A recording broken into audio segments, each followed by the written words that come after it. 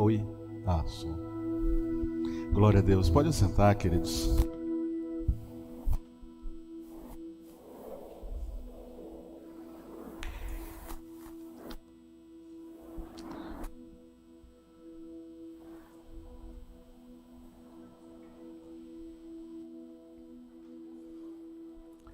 O ambiente está agradável, não está?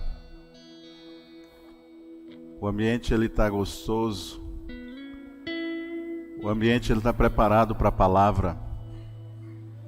Põe a mão no seu coração assim e fala assim: eu estou preparado para receber a palavra de Deus. Diga: o meu coração está aberto e sedento pela palavra de Deus. Olha só, nós já vamos refletir na palavra de Deus. Mas pastor, tão cedo assim? A gente está mudando de vez em quando nossa liturgia. Para isso nós temos aí os diretores de liturgia. Às vezes a gente começa mais cedo, começa a palavra mais cedo, depois começa a palavra um pouco mais na frente, justamente para trazer uma renovação, um dinamismo. Então eu já quero te falar, chega mais cedo na celebração, você não vai perder nada. Você não vai perder nada. Às vezes nós podemos começar com oração, às vezes nós vamos começar com a Santa Ceia, às vezes nós vamos começar com a palavra, porque nós temos um horário que nós começamos as nossas celebrações. E dentro desse horário nós vamos estar fazendo da maneira que a gente sentir direção do Senhor. Então nós temos essas novidades aí para você. E às vezes a gente está acostumado numa coisa só, num ritmo só. Então isso aí é só para mudar um pouco o ritmo. Mas nas nossas liturgias tudo será incrementado, né? O news, a palavra, a oferta. Só que às vezes um vai vir antes, outro vai vir depois. Então nós não vamos ter uma sequência só. O padrão é não ter o padrão. Justamente para nós termos esse dinamismo. Isso fala de renovação, fala de inovar. Então eu quero te pedir, não falte às nossas celebrações e também não cheguem depois, porque às vezes você pode perder algum momento. Então a partir das 18 horas, nós queremos que seja um momento de nós orarmos junto. Nós temos visto muitas pessoas sentindo falta da oração. É só você vir às 18 horas. 18 horas nós estamos orando aqui junto com toda a igreja. E das 18 às 18h30 nós estaremos orando. É uma oração em conjunto, uma oração com todos nós juntos. E aí depois disso nós começamos a nossa celebração. Na verdade a nossa celebração já começa com a oração. Essa é a verdade. Então eu quero que você faça isso como um hábito seu.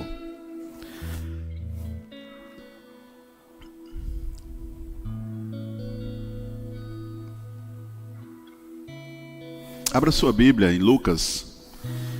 Então nós já vamos ministrar a palavra. Talvez a gente pense, vai ser o momento da oferta agora. Não, agora é o momento da palavra. E nós vamos ter um momento da Santa Ceia ainda após a palavra. Depois nós vamos ter o momento da oferta. Mas vamos começar trazendo uma reflexão bíblica. Nós temos falado, vamos continuar falando. E se você acompanhou na ministração passada,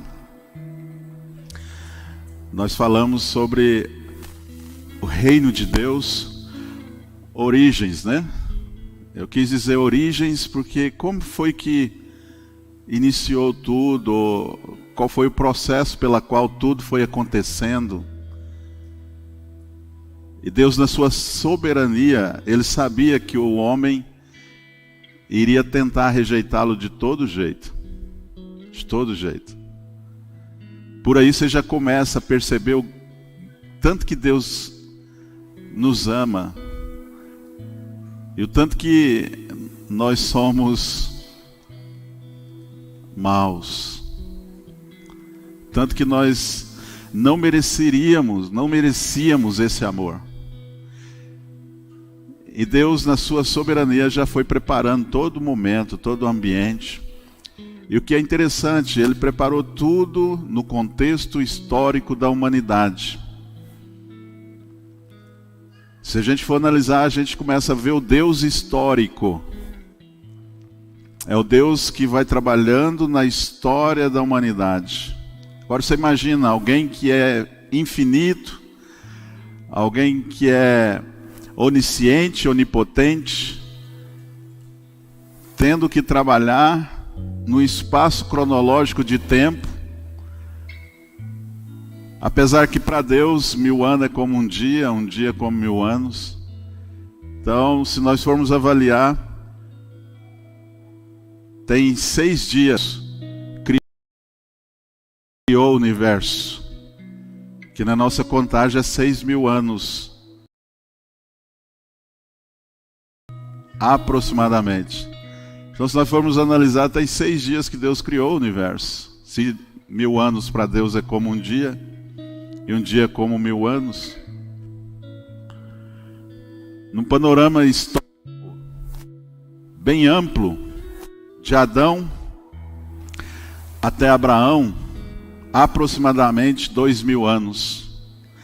De Abraão até Cristo, 2000 anos. De Cristo até nós, 2000 anos se passaram. Panorama bem amplo. Dias,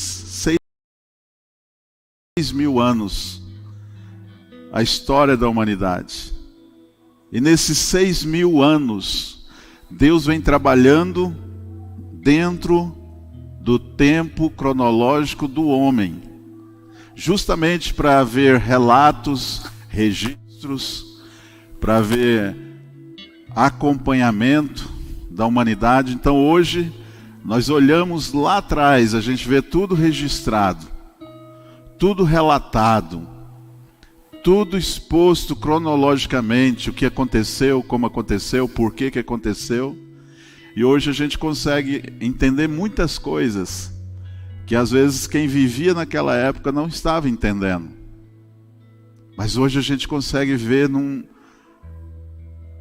plano mais amplo, num panorama mais aberto. E a gente consegue entender Deus agindo em todos os momentos da humanidade. E a gente começa a ver um padrão do homem também. A gente começa a perceber um padrão da humanidade, que é um padrão de tentar se isolar de Deus, não deixar Deus reinar sobre a humanidade, fugir, se envolver mais com o pecado, afastar-se de Deus. A gente consegue perceber esse padrão também na humanidade. Então, se você observar o vídeo, quero te recomendar que você assista.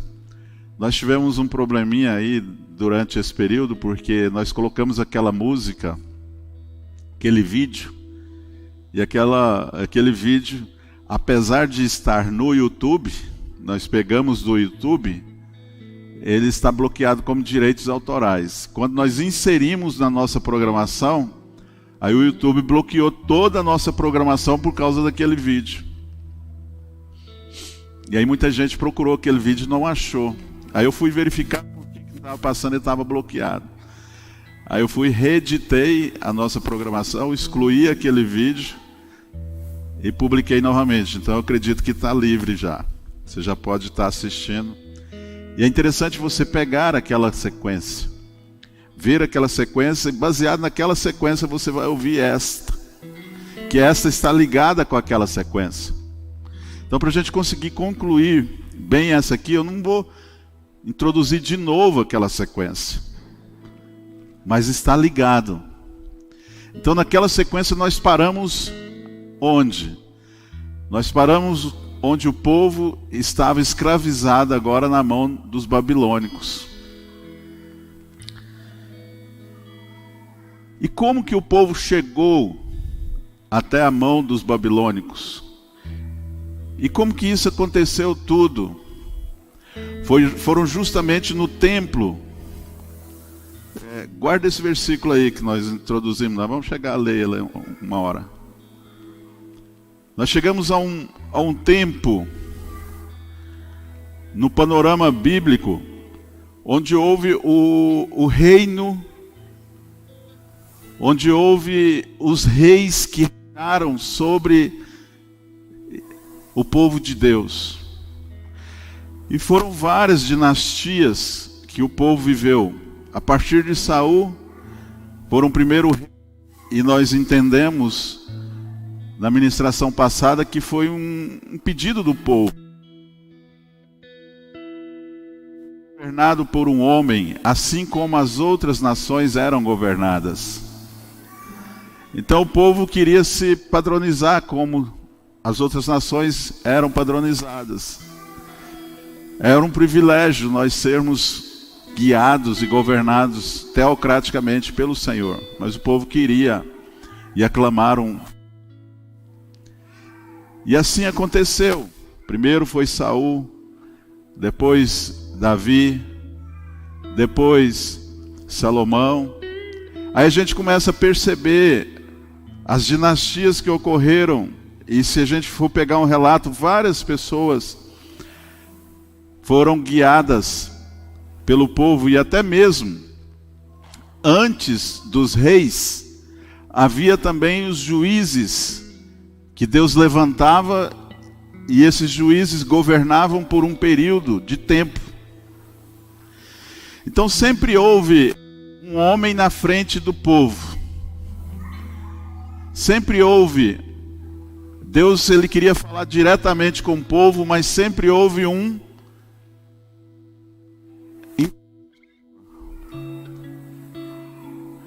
sempre houve um mediador entre o homem e Deus.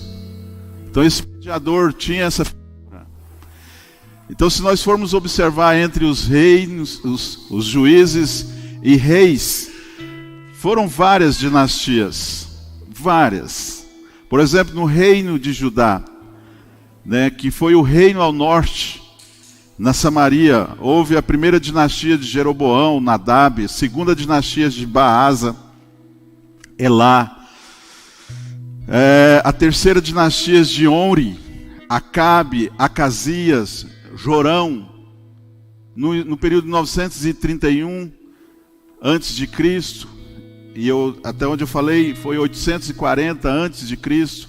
A quarta dinastia, que foi um período de 840 a 814 antes de Cristo, foi Jeú, Joás, Jeroboão II, Zacarias, A quinta dinastia, de 748 a 736 antes de Cristo, que foi Manaém, Pecaí. No reino de Judá, na casa de Davi, no ano de 913 até no ano 48 ou 73 antes de Cristo, no reino de Judá, da casa de Davi, no ano 913 até 840, houve as dinastias de Abias, Asa, Jeosafá, Jorão, Ocasias. Na casa de Omri, teve a Atalha. Na casa de Davi, restaurada, ou do ano de 842 até 586 a.C., Joás, Amazias, Uzias, Jotão, Acás, Ezequias, Manassés, Amon, Josias, Joacás, Joaquim, Jeconias, Zedequias. Todos esses foram uma sequência de povos que foram acontecendo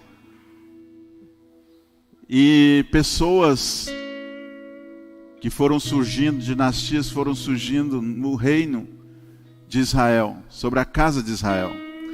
Então a gente percebe que o povo aprendeu a conviver baseado nessas influências de Deus e reis. O povo aprendeu a viver baseado nisso. Talvez nós não vamos muito ou essas questões no nosso meio, porque nós não vivemos num país de monarquia, monárquico.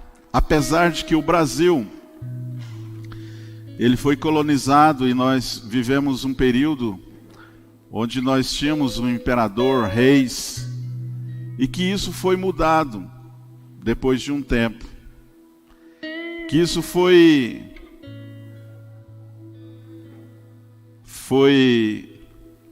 transformado.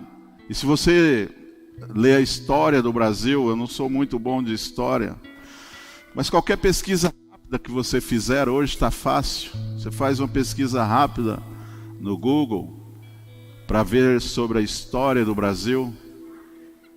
E no finalzinho mesmo, até estou lendo aqui uma pesquisa, uma anotação no Wikipedia, bem rápido. Você faz uma pesquisa rápida e você tem ali toda a sequência de como que foi a era do Império no Brasil. Então o Brasil já viveu essas dinastias. No finalzinho, olha só, embora as 4 últimas décadas do reino, ou do reinado de Pedro II, tenha sido um período de paz consistente e prosperidade econômica, ele não desejava ver a monarquia sobreviver além do seu tempo de vida. E não se importou em arregimentar apoio para a preservação do sistema. A próxima na linha sucessora era sua filha Isabel, mas nem Pedro II, nem a elite política consideravam uma mulher no trono aceitável. Isso no Brasil. Na falta de um herdeiro viável, a elite política, em geral, tornou-se indiferente à monarquia. Após um reinado de 58 anos, em 15 de novembro de 1889, Pedro II foi deposto por um repentino golpe de Estado liderado por uma facção de líderes civis, cujo propósito era a formação de uma república presidencialista, dando início ao regime republicano do país.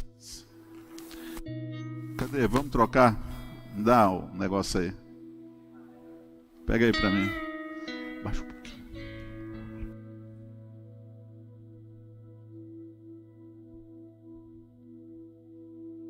Então assim ocorreu, assim aconteceu. Tirou aí? Trocou? Pegou? Então no ano de 1889,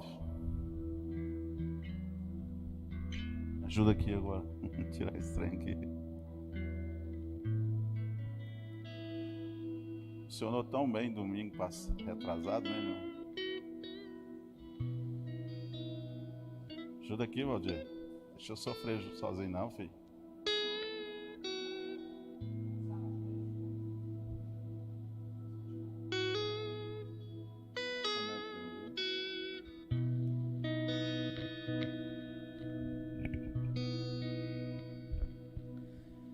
Então, após o reinado de 58 anos, em 15 de novembro de 1889, Pedro II foi deposto por um repentino golpe de Estado liderado por uma facção de líderes militares e civis, cujo propósito era a formação de uma república presidencialista, dando início ao regime republicano no país, no Brasil.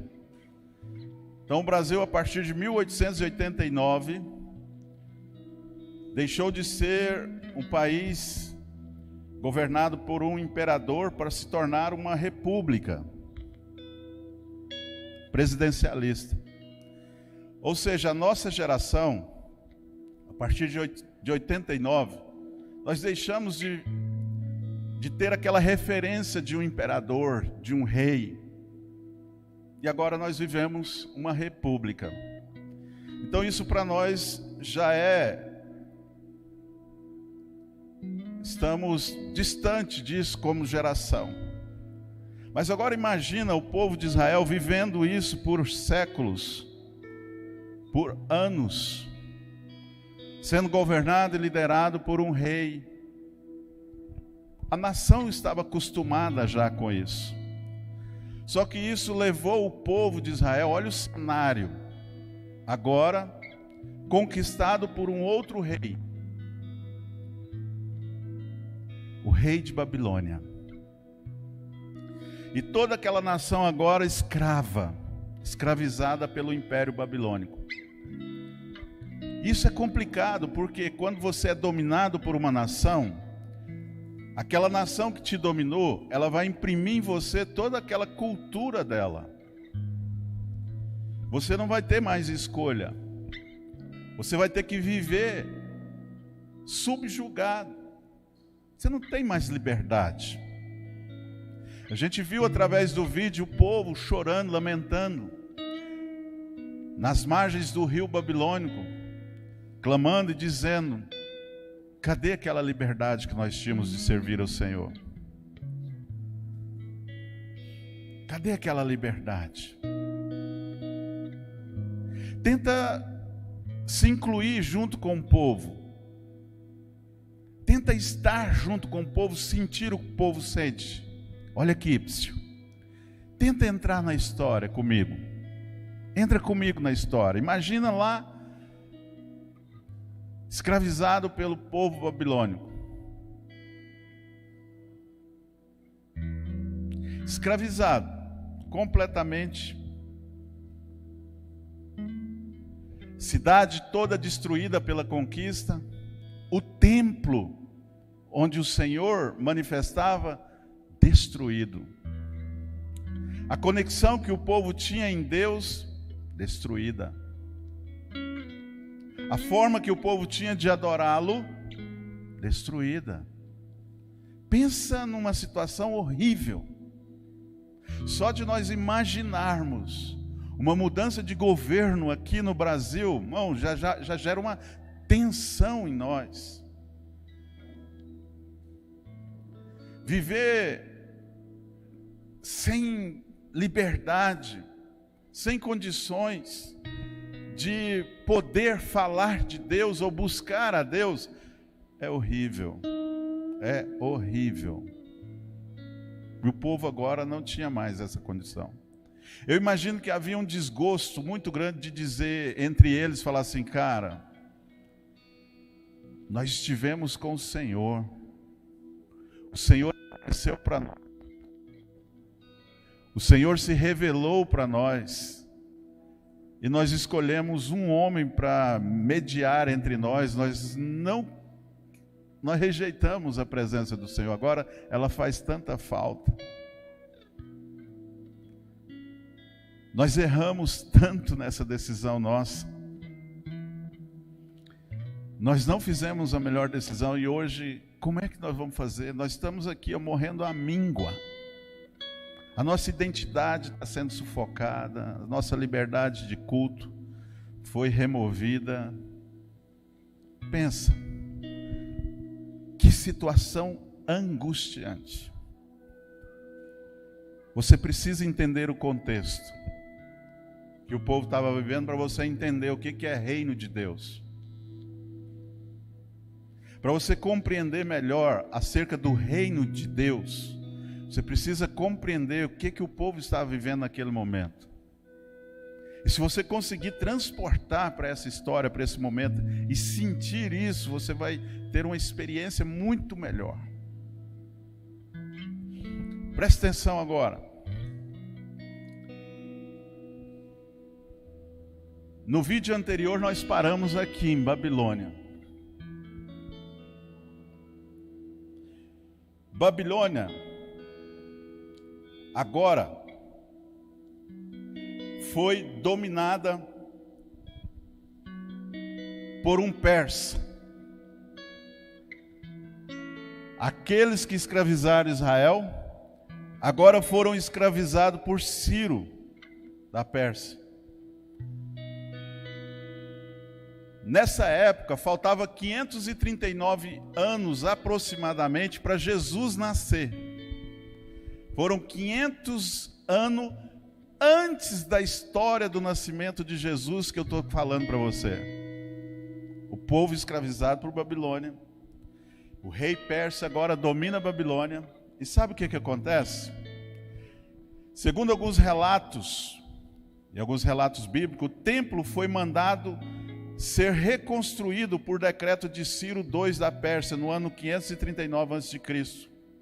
Ciro se apodera da Babilônia e ordena o repatriamento dos judeus mantidos em cativeiros e a reconstrução do seu templo, que segundo a descrição presente no livro de Esdras, do capítulo 1, versículo 1 a 4.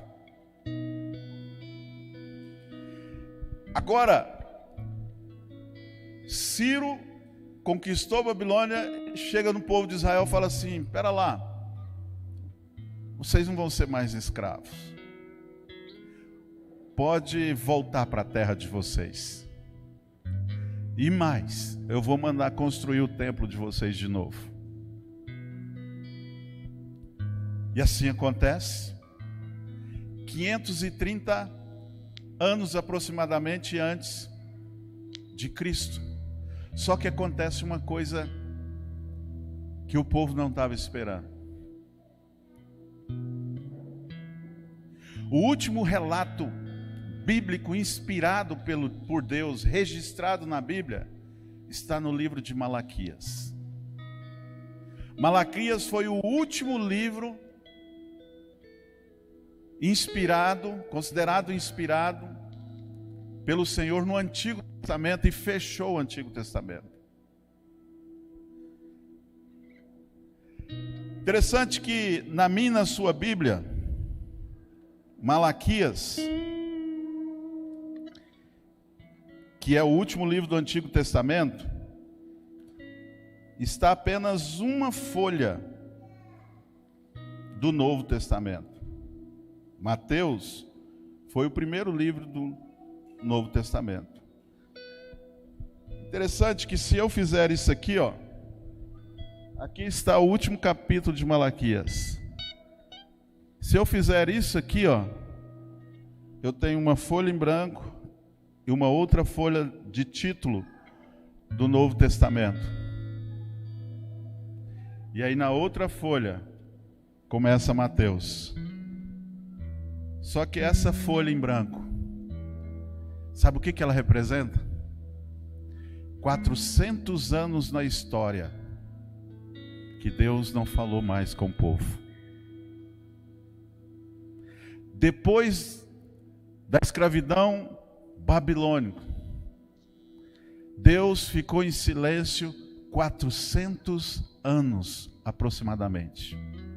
Não falou mais com o povo. Não havia mais relato de homens inspirados para falar de Deus. Pensa num período também angustiante. Nós temos liberdade, nós temos o templo de novo, mas Deus não fala conosco. Nós conhecemos a história, passamos a história para os nossos filhos, mas nós não tínhamos mais notícia que Deus falava como falava com os nossos profetas. Cadê os Isaías? Cadê os Ezequiéis? Cadê os profetas? Cadê Deus? Cadê a voz de Deus?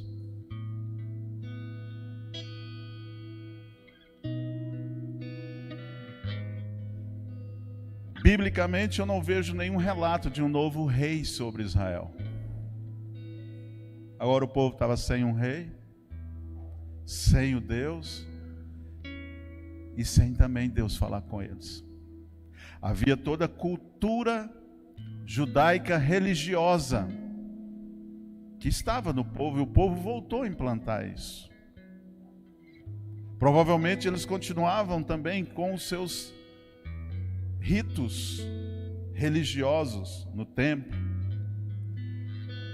Mas 400 anos na história, Deus ficou em silêncio.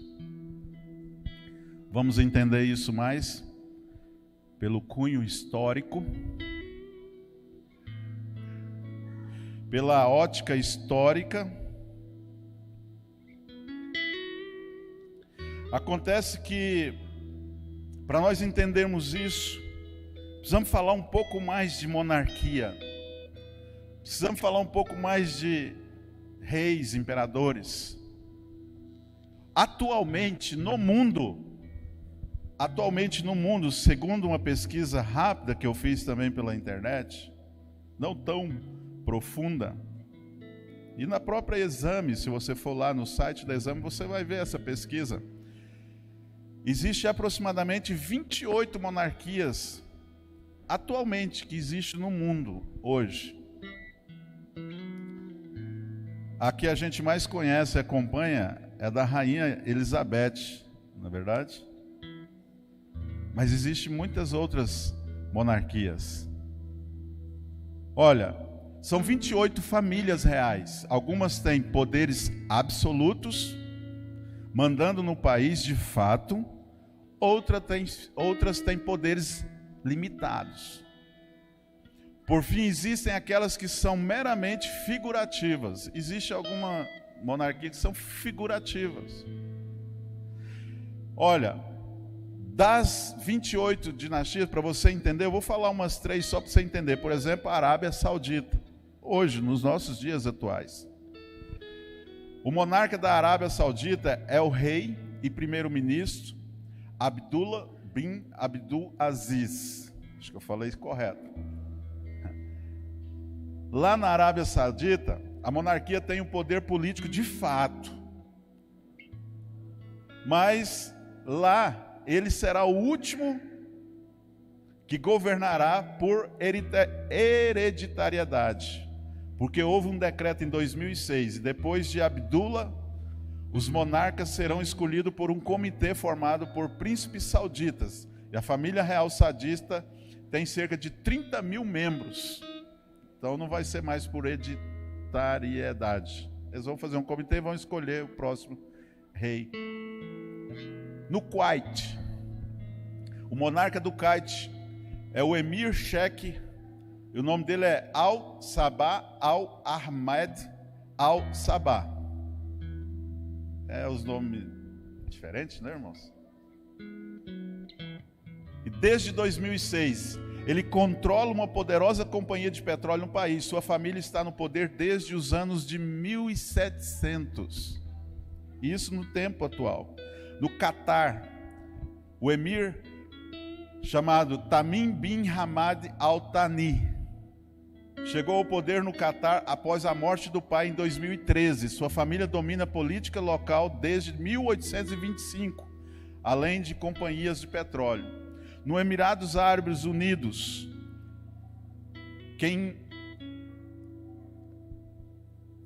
pela Organização dos Emirados Árabes Unidos, cada um dos 7 distritos possui um monarca, com título de emir.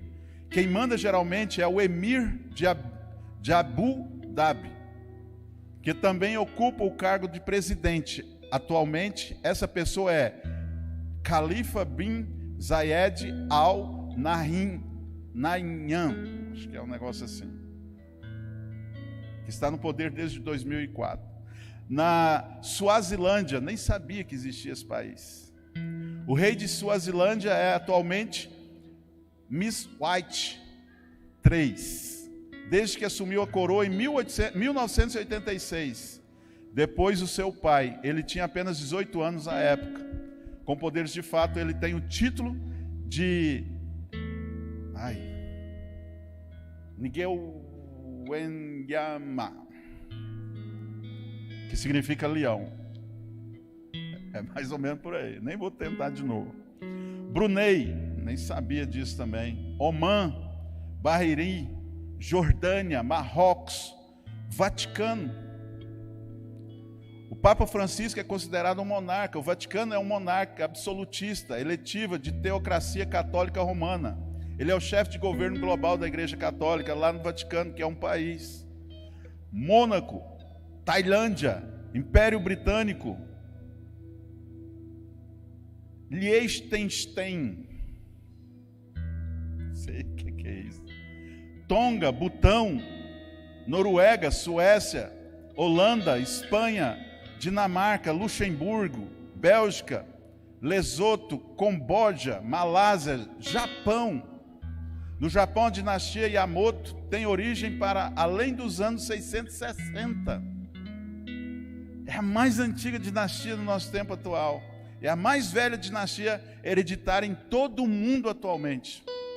Então existe ainda essas dinastias. Como eu disse, nós hoje somos um país republicano, mas nós temos um príncipe no nosso meio. É o Pedro Luís de Orleans Bragança. O príncipe Pedro Luís de Orleans de Bragança, 12 de janeiro de 1983 e de junho de 2009, era filho do príncipe Antônio de Orleans de Bragança e foi o terceiro na linha da sucessão do antigo trono brasileiro, abolida em 1889, de acordo com as reivindicações pela filial de Vassouras. É história, irmão. Eu sou ruim de história. Então, olha, nós temos também essa, mas eles não governam mais. Mas há uma sequência. Para você entender,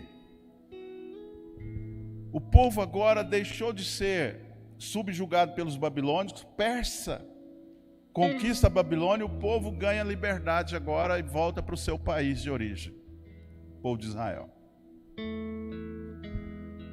Mas coloca nesse período 400 anos sem Deus falar com o povo.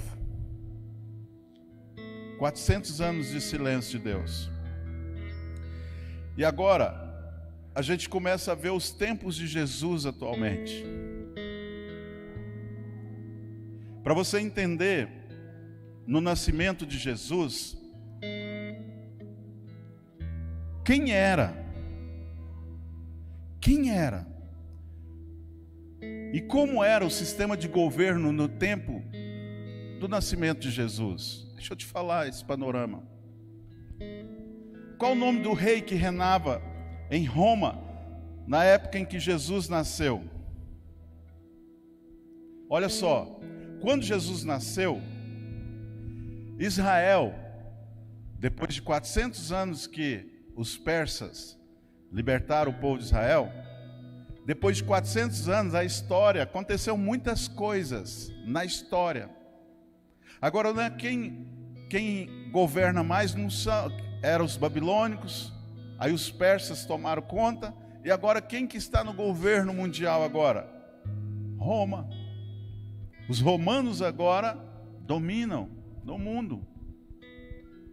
E olha só, quando Jesus nasceu, na época do nascimento de Jesus, Israel fazia parte do Império Romano. Naquela época, os imperadores não eram chamados de imperador ou de reis. Eles eram chamados de Augustos. Conhecido também como César Augustus. E o nome completo era Gaio Júlio César Otaviano. Ele governou Roma a partir de 17 de janeiro de 27 anos antes de Jesus nascer. 27, ou cerca de 30 anos antes de Jesus nascer, esse imperador era o governador de Roma. Ele governou até 14 anos depois de Cristo nascer. Então, quando Jesus veio, ele veio e fez parte do reinado desse imperador, desse Augusto, que é o Gaio Júlio, que era o governador de Roma. E quando Jesus morreu, não era mais ele, o imperador era o Tibério, que ele assumiu o governo 14 anos depois de Cristo. Jesus nasceu, 14 anos depois, Augusto Júlio César morreu, que era o imperador de Roma, e quem assumiu foi Tibério, assumiu Roma. ele reinou até 37 anos depois de Cristo. Preste atenção nisso. O imperador que estava em Roma, ele não era tão presente lá em Jerusalém. Jerusalém era a capital do povo de Deus, os judeus. Antes eram dominados pelo babilônico como escravo. Os persas conquistaram Babilônia e deram liberdade para o povo viver na sua terra. Agora Roma conquista Jerusalém e deixa o povo viver lá. O povo está vivendo agora sob o domínio de quem? Roma. Então, historicamente dizendo, o povo sempre estava vivendo debaixo do domínio de uma nação. Viveram tantos tempos sob o domínio de Babilônia, tantos tempos sob o domínio dos persas, e agora estamos debaixo do domínio de Roma. Cada domínio tinha uma certa forma de agir com aqueles que eram dominados. E como que nesse período Roma tratava Jerusalém, o povo de Deus? Olha, o Império Romano tinha um costume de nomear pessoas locais como seus colaboradores, que governavam em nome dos romanos. Em nome dos romanos. Esses colaboradores locais tinham certa liberdade, mas tinham que ser leais a Roma e manter a ordem nas cidades que eram subjugadas por Roma, que eram dominadas por Roma. Eles também eram responsáveis pela coleta de impostos anuais que deveriam ser pagos a Roma. Escute, Roma assumiu o controle de Jerusalém 63 anos antes de Jesus nascer. Então, 63 anos antes de Jesus nascer, Roma assumiu o controle de Jerusalém. O povo, de novo, sendo controlado agora pelos romanos.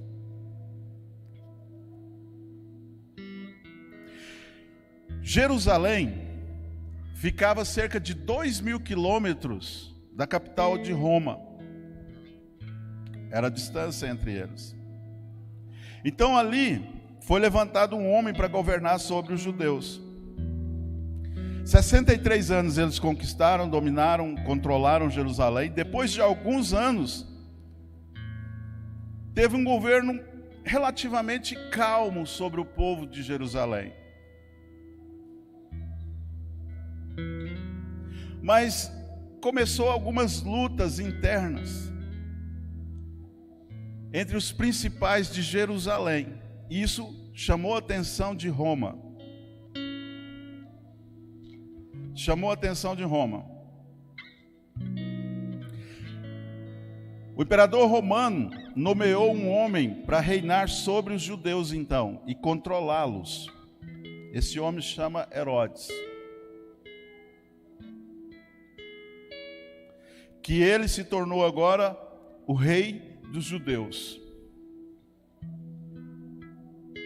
Agora a gente vê Jerusalém, os judeus, tendo um rei, escolhido agora pelos seus opositores, seus inimigos. Quem determinou que iria reinar sobre os judeus agora, não foi a escolha mais do povo. Foi Roma agora que falou: quem vai reinar sobre vocês é quem nós escolher. Escolheu Herodes. Herodes tinha todo o perfil romano. Herodes começou a governar sobre o povo de Israel justamente para controlá-los ao domínio romano. Tinha uma certa liberdade, mas o poder de Roma estava sobre eles e o governo de Roma estava sobre eles. A gente começa a ver que parecia assim, ó, já não podia estar ruim, mas ainda tinha espaço para piorar sobre o povo de Israel. Já não estava ruim, mas foi piorando. Nós estamos falando sobre reino de Deus, tá? Só para te lembrar. Mas pastor, a gente queria falar, ficar aleluiado aqui. Você precisa entender o contexto. Você precisa entender. Estamos esmiuçando os detalhes. Estamos esmiuçando para quando chegar lá na frente você ligar as coisas e falar assim: uau, hoje eu entendo melhor acerca do reino. Hoje eu compreendo melhor. Então agora Herodes reina sobre os judeus. Ele governa agora sobre Jerusalém. Sabe quem foi Herodes? Herodes foi aquele que, quando Jesus nasceu, havia uma promessa que os judeus iriam receber o seu rei. Queria nascer um rei dos judeus. Quem era o rei dos judeus agora? Herodes. Herodes reinava em nome de quem? De Roma. E havia um borbulho, uma profecia, em que iria nascer um rei sobre os judeus, para governar sobre eles. E esse rei seria quem? Jesus. Herodes, ouvindo isso, fala: nós temos que acabar com isso. Nós temos que eliminar essa possibilidade de levantar alguém contra nós. Vocês sabem, os 3 reis magos procuram Herodes e perguntam onde que era, que estavam procurando o nascimento de uma profecia tal do rei. Herodes fala assim: olha, vai, procura, se você achar, me fala onde que é, para mim ir lá adorar também o rei dos judeus. Então havia uma falsa harmonia e uma falsa aceitação da religiosidade ou da religião ou dos costumes judaicos, mas simplesmente deixava livre, mas para controlar os judeus. E aí os 3 reis magos, entendendo a intenção de Herodes, isso está na Bíblia, vai lá, recebe Jesus agora na manjedoura, mas não fala nada para Herodes que estava. Mas isso não foi suficiente, porque houve uma conversa de que o rei tinha chegado em Jerusalém. Então Herodes fala: se chegou, ele não vai sobreviver. Herodes baixa um decreto agora e manda matar todos as crianças, todos os recém-nascidos no país inteiro. Simplesmente para atingir quem? Para chegar até Jesus. De 2 anos para baixo, mata todos. Pensa nisso, Kelly. Pensa nisso. Vamos dramatizar uma situação aqui. Nós estamos aqui numa reunião, escondido. Herodes, nosso presidente, nosso rei, baixou um decreto, gente, que é para matar todos os recém-nascidos. Aninha, vai matar o Bruninho. Joyce, vai matar o Rafinha.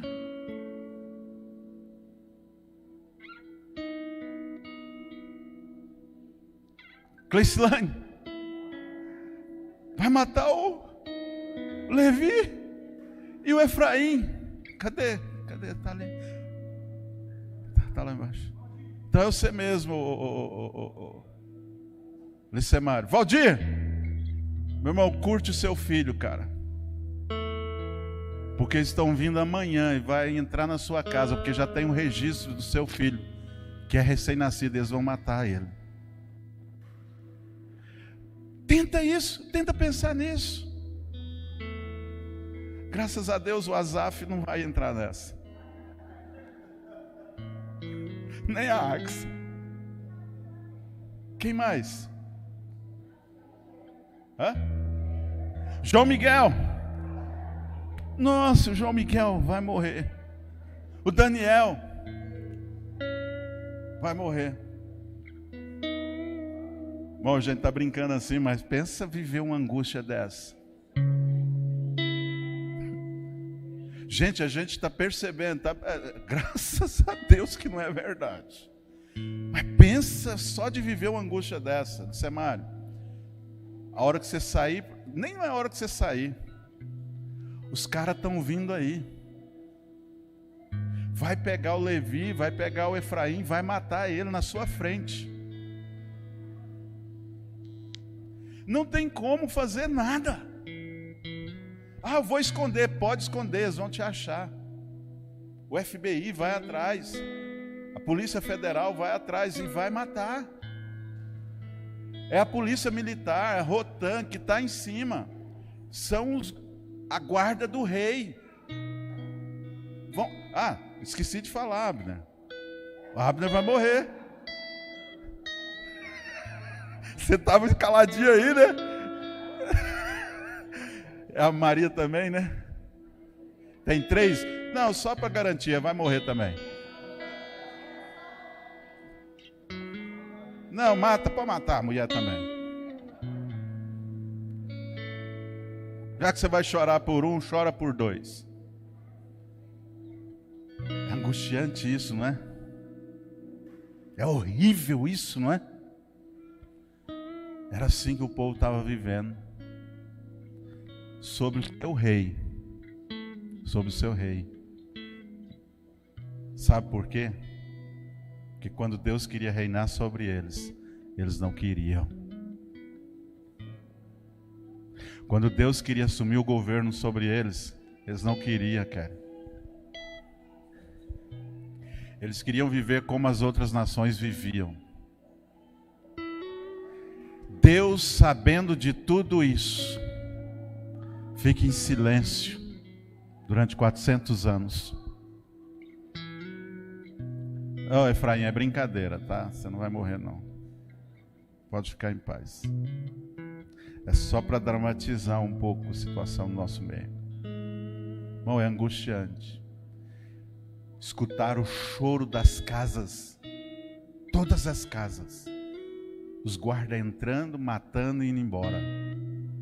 Entrando, arrastando o filho para fora, esquartejando, cortando a garganta, perfurando com a espada. Eu vou dramatizar mais. Quebrando o pescoço de uma criança. De uma criança. Havia uma notícia que um bebê nascia, a polícia já estava lá, pegava a criança nos braços da mãe, degolava, quebrava o pescoço, jogava no chão, pisava na cabeça. Fazia o que for preciso, porque havia um decreto que era para matar.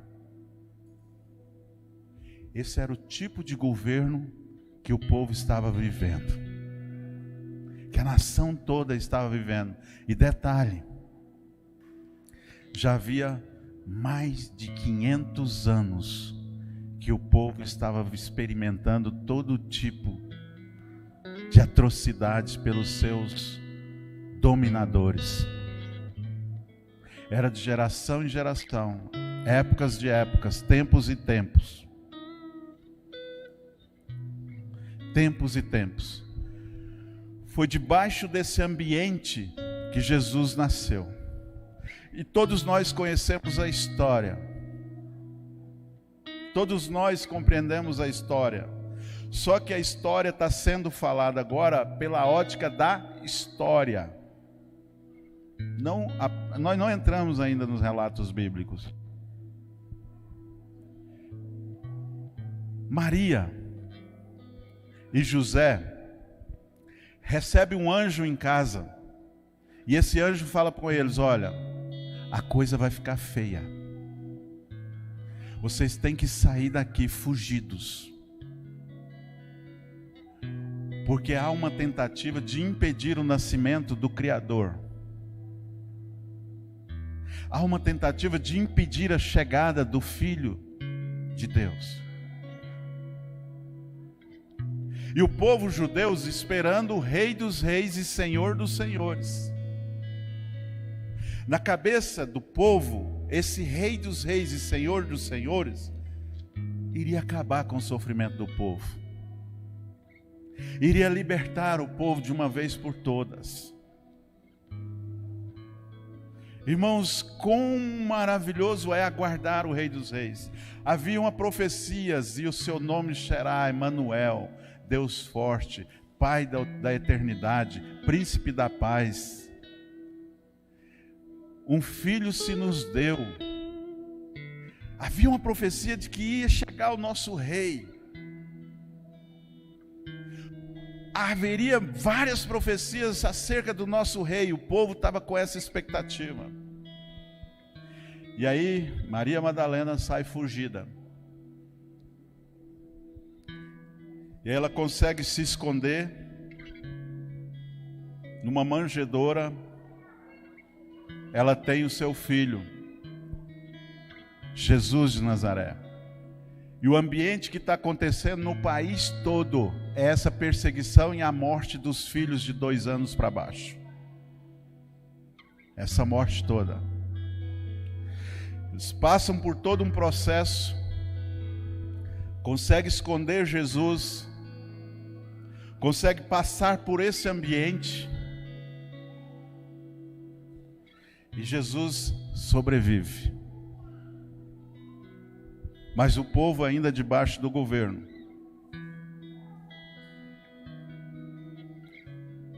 E Deus em silêncio. Deus sem falar nada com o povo. E aí, meu filho, começa a história do Novo Testamento.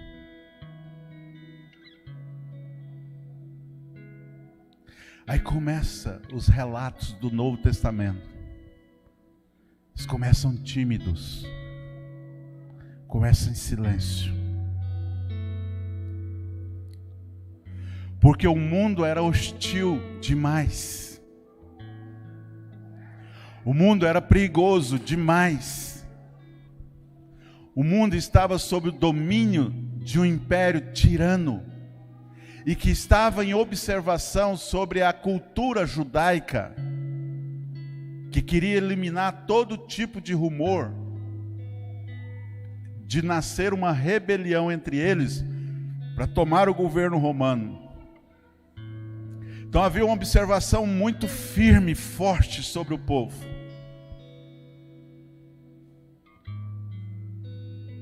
Havia uma pressão muito forte. Mas tenta imaginar isso, irmão. 500 anos o povo vivendo isso. 500 anos o povo não tendo trégua. E Deus em silêncio. Deus sem falar nada. Deus sem expressar nada. Deus sem manifestar nada. O povo estava vivendo ano após ano, dia após dia. Ano após anos, dia após dia. Antes de eu entrar, deixa eu concluir um pouco sobre esse Império Romano. Apesar de Herodes construir, pavimentar, trabalhar muito sobre Jerusalém, o modo de governar de Herodes não era bem visto pelos próprios judeus. Então, quando ele morreu, houve muitas revoltas. E foi necessário, houve muitas revoltas no povo, no meio judeus.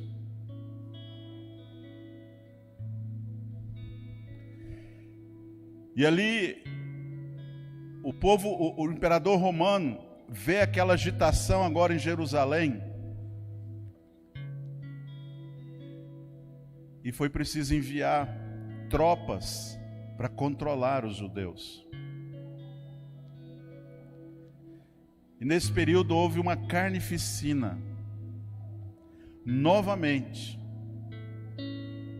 No ano 70 depois de Cristo, o povo judeu é subjugado.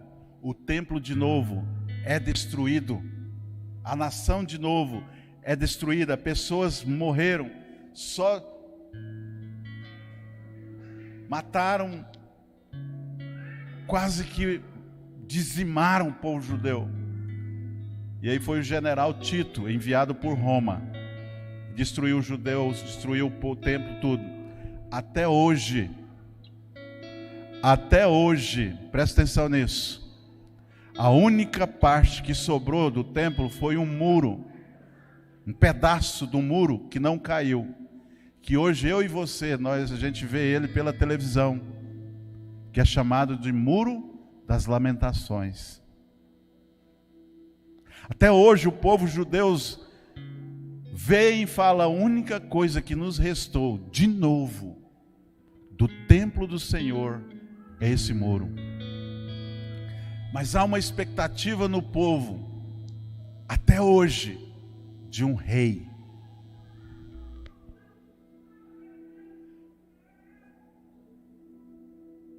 Presta atenção nisso. Jesus agora nasce. Vamos voltar agora para o nascimento de Jesus. Jesus é a profecia.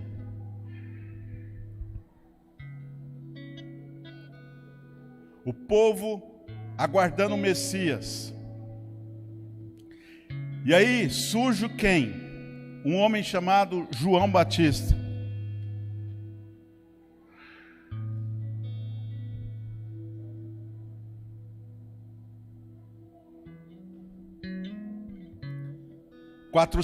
Cerca de 400 ou 500 anos, sem Deus falar nada.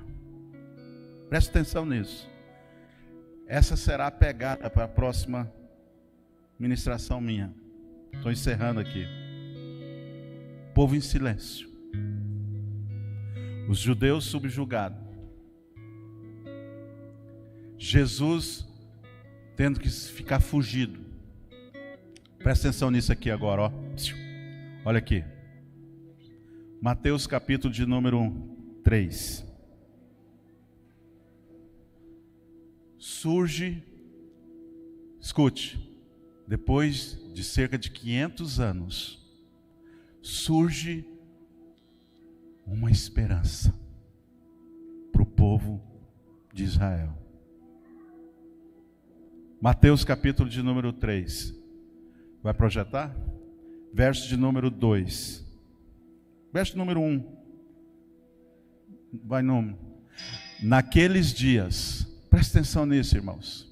Naqueles dias, apareceu João Batista, pregando no deserto da Judéia. Surge um homem, chamado João Batista, falando umas coisas diferentes, lá no deserto, falando umas coisas completamente malucas para a época. João Batista estava mexendo com o sistema. João Batista estava expressando algo contra o sistema. E João Batista estava falando umas coisas novas. O que João Batista estava falando? Depois de 500 anos a gente desse jeito vivendo isso. Verso de número 2. O que ele dizia? Arrependei-vos, porque está próximo. O que está próximo? O reino dos céus. Presta atenção nisso. João Batista chega e fala assim: olha, arrependam-se. João Batista estava falando, ó, tem 500 anos de história que Deus não fala conosco, por causa da atitude do coração de vocês, a maneira de vocês viverem, a maneira de vocês existirem, a maneira de vocês conduzirem por gerações. Presta atenção, irmãos. João Batista chega falando assim, ó, arrependam-se, porque está próximo o reino dos céus. João Batista nasceu 3 meses antes de Jesus. João Batista também estava naquela lista de crianças que eram para ser assassinadas. Não foi assassinado também. Não há relatos como que ele se escondeu. O relato é só como Jesus e Maria, como José e Maria relatam. João Batista começa a falar, presta atenção nisso, irmãos. Arrependam-se, está próximo. O tempo está próximo. Havia uma expectativa no interior de todo o povo judeu dessa profecia. João Batista falando, essa profecia está prestes a acontecer. João Batista fala isso, arrependam-se porque está próximo o reino dos céus. Verso de número 3. Porque este é o referido por intermédio do profeta Isaías. Voz do que clama no deserto, preparai o caminho de quem, irmãos? De quem? Preparai o caminho do Senhor. Prepara o caminho do Senhor. João Batista veio com uma única missão: preparar a chegada do Senhor.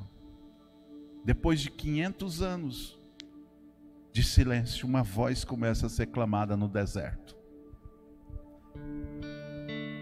Sabe aquele versículo que você abriu aí para nós lermos? Lucas capítulo 17, versículo de número 20 a 21. Lucas 17, e eu termino com esse versículo. Aqui agora a gente vê a figura de Jesus. Jesus já aproximadamente na idade de 30 anos começa o seu ministério. 3 meses antes do nascimento de Jesus, João Batista tinha nascido. E agora João Batista está começando a introduzir um homem chamado Jesus em Jerusalém, debaixo do governo de Herodes, daquele que mandou matá-lo. Jesus é apresentado agora por João Batista, por João Batista, e agora os principais de Jerusalém começam a saber de todos os rumores que estão acontecendo em volta de Jesus. E aí olha o que o povo começa a interrogar Jesus numa das conversas. Interrogado pelos fariseus sobre quando viria o reino de Deus. João Batista fala, arrependam porque está próximo o reino de Deus. A conversa no momento, no país inteiro é isso. O reino de Deus está próximo. Arrependam-se. Os fariseus falam, Jesus, como é que é isso? O Senhor é o novo profeta que está nascendo, surgindo. Nós nunca tínhamos, já tinha mais de 400 anos que ninguém surgia com tanta autoridade como você está surgindo. É verdade que o reino de Deus está próximo. É verdade que o nosso rei está chegando. É verdade que nós vamos experimentar a libertação que a gente tanto sonha. Olha só. Interrogado pelos fariseus sobre quando viria o reino de Deus, Jesus lhes respondeu: não vem o reino de Deus com visível aparência. Próximo. Nem dirão ele aqui ou ele lá, porque o reino de Deus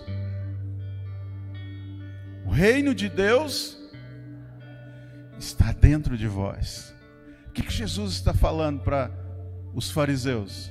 Presta atenção uma coisa que eu vou falar para vocês. O reino de Deus já chegou. E Jesus fala o seguinte: vocês não vão ver ele aqui ou lá, vocês não vão ver ele fisicamente. Havia uma expectativa porque todo rei tem um palácio, todo rei tem os seus soldados, todo rei tem toda uma estrutura por trás dele. Jesus está falando, olha, o reino de Deus não vai ter essa aparência, não vai ser dessa forma. Mas Jesus falou assim, ó, ele vai estar dentro de você. Com essa finalização dessa palavra, nós começamos a introduzir acerca do reino de Deus. E Jesus fala assim, ó, o reino de Deus chegou e ele está dentro de você. Deixa eu continuar lendo esse versículo. Verso João 22, a seguir dirigiu-se aos discípulos: virá o tempo em que desejareis ver um dos dias do Filho do Homem e não vereis.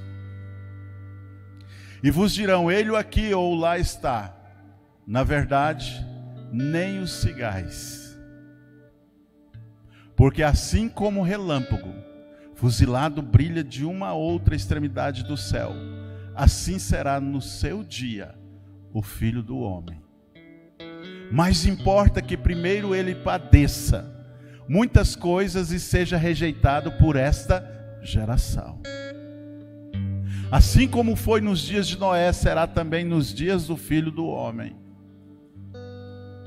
Comiam, bebiam, casavam e davam-se em casamento, até o dia em que Noé entrou na arca e veio o dilúvio e destruiu a todos. O mesmo aconteceu nos dias de Ló. Comiam, bebiam, compravam, vendiam, plantavam e edificavam. Mas no dia em que Ló saiu de Sodoma, choveu do céu fogo e enxofre e destruiu a todos. Assim será no dia em que o Filho do Homem se manifestar. O que Jesus falou? O reino de Deus já está dentro de vós.